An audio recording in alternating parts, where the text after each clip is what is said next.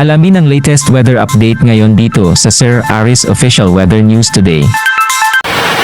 So ito ngang si Julian ay lumakas pa over the Philippine Sea east ng Cagayan at kanina alas 10 ng umaga ito ay nasa may layong 300 kilometers silangan ng Calayan, Cagayan. Ito ay nagtataglay ng lakas na hangin na 110 kilometers per hour malapit sa sentro at bugso na abot sa 135 kilometers per hour. Kumikilo sa direksyong kanluran, hilagang kanluran ng mabagal. So tignan naman natin yung posibleng maging track nga nitong si Bagyong Julian. Pero una sa lahat, binabanggit lang natin na posible by tomorrow yung paglandfall nito sa may Batanes or Babuyan Islands. After 24 hours, ito ay nasa 115 kilometers southeast ng Basco, Batanes.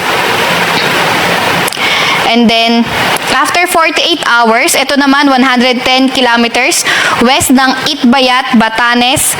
At after 210 kilometers, ito ay nasa 210 kilometers north-northwest ng Itbayat, Batanes. Kaya muli, pinapaalala nga natin by tomorrow yung posibleng paglandfall nito, either Batanes or Babuyan Islands. Kaya ingat, lalo na sa ating mga kababayang malapit nga sa area nitong Bagyong si Julian.